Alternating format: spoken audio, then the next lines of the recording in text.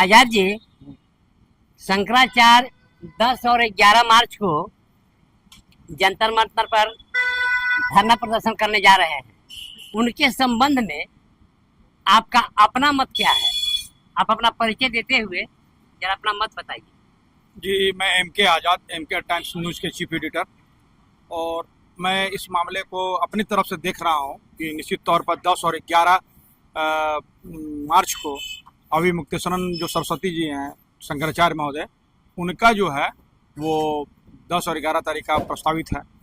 अब वो धरना लगेगा कि नहीं लगेगा ये तो हम कह नहीं सकते हैं, लेकिन बड़ा महत्वपूर्ण है।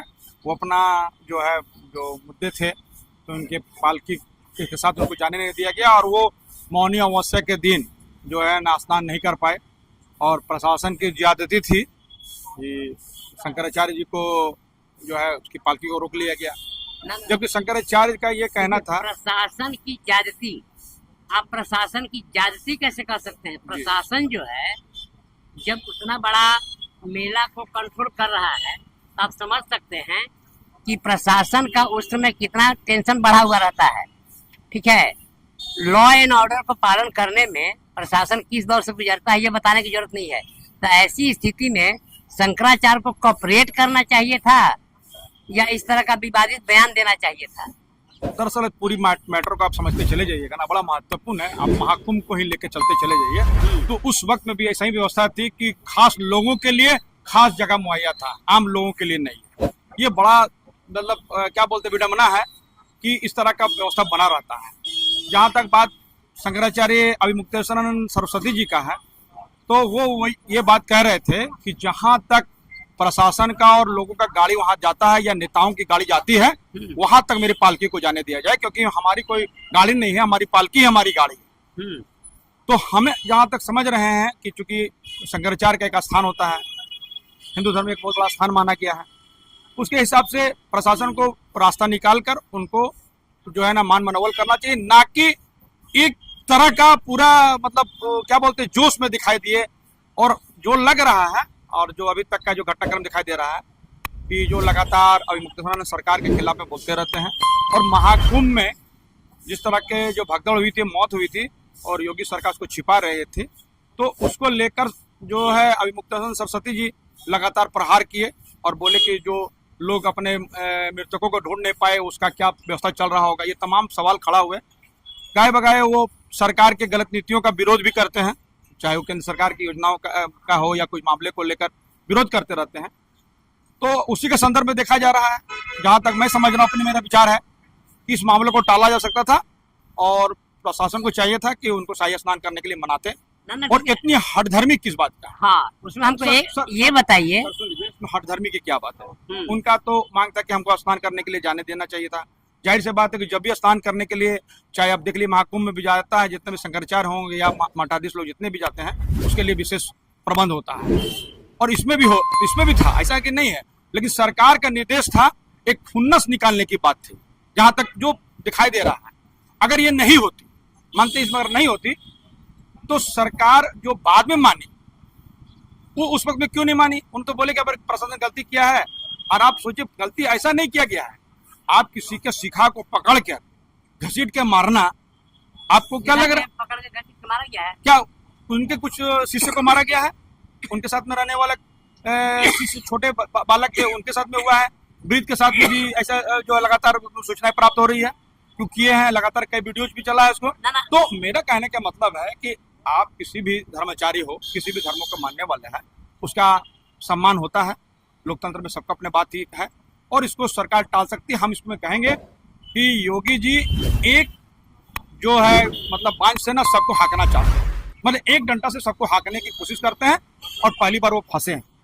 उनको लगता है किसी बात पर तो वो तुरंत बुलडोजर लेके पहुंच जाते हैं, और उनका अपना कार्य को कानून क्या कहता है, सब कुछ कहता है, उसका इतर भी हो रहा है। हाईकोर्ट के कितनी टिप्पणी और कितना आदेश को आप देख लीजिए, अवलोकन कर लीजिए, तो सरकार कितना जगह घर गिरा दिया गया, उसको सरकार वापस करने के लिए और उसको मुआवजा देने के लिए सरकार कोर्ट निर्देश दी। तो आपको लग रहा था कि आप सबको एक ही जो है ना बांझ से सबको हाँक देंगे, उसी में लग रहा है कि इसमें फंसा है। और इसमें पूरी तरह से हम समझते हैं कि वो प्रशासन दोषी है, और जानबूझकर निर्देश कहीं से भी प्राप्त हुआ हो, इसको रोकने का काम किया। मैंने आपके नजर में जो शंकराचार्य कर रहे हैं वो सही कर रहे हैं। लोकतंत्र में जहाँ तक बात है कि सभी को अपनी बात कहने की आज़ादी है और धरना प्रदर्शन कोई ये नहीं है, हिंसक नहीं होना चाहिए था।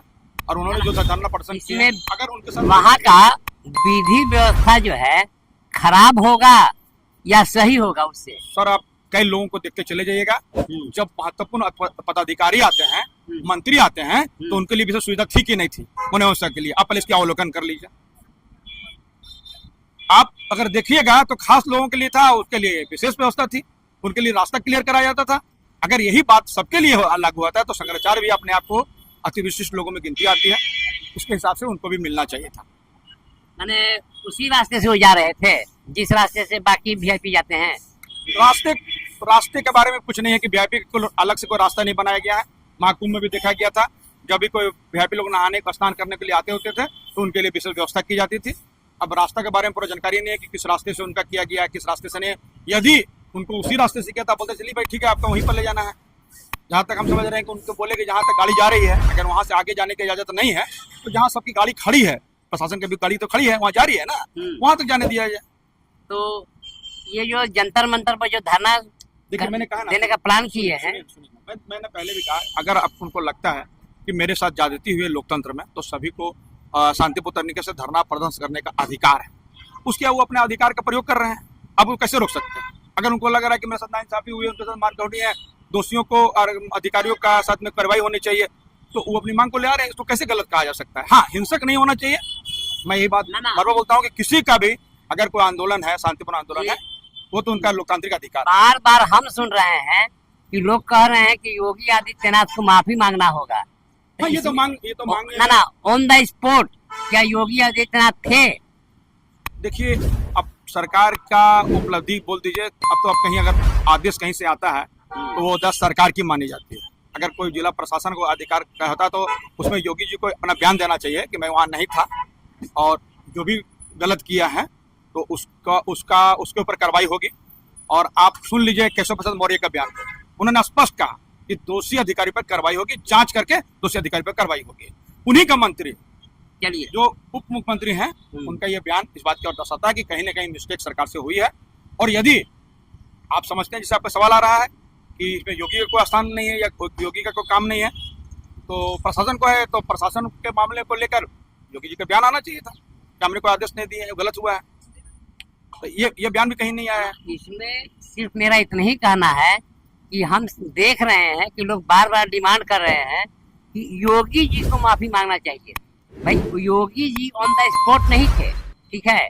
हाँ, ये है कि जो अधिकारी, क्यों कार्रवाई नहीं हुई सर?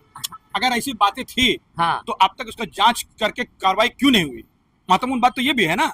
आप नहीं बोलते, माफी नहीं मांगते, कार्रवाई कर देते हैं, हो सकता है गुस्सा शांत हो जाता। लॉ एंड ऑर्डर को मानने, सर लॉ एंड ऑर्डर किसके लिए? मेंटेन करने के लिए। सर लॉ एंड ऑर्डर किसके लिए है? आप 2 तरह का मापदंड बनाइएगा, हाँ, तो विवाद पैदा होगा। यदि आप सबके लिए एक ही जैसा रास्ता बनाते हैं, चलिए इस पर तो अब गौर करना पड़ेगा। हाँ, कि क्या उस तरह की बात हुई थी। निश्चित तौर पर पता कर लीजिए।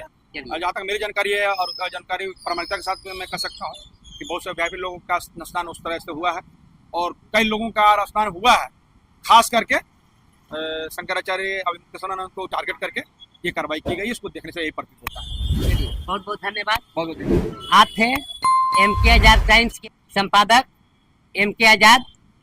यदि यह समाचार आपको किसी प्रकार उपयोगी लगा हो तो चैनल को लाइक, शेयर और सब्सक्राइब करें।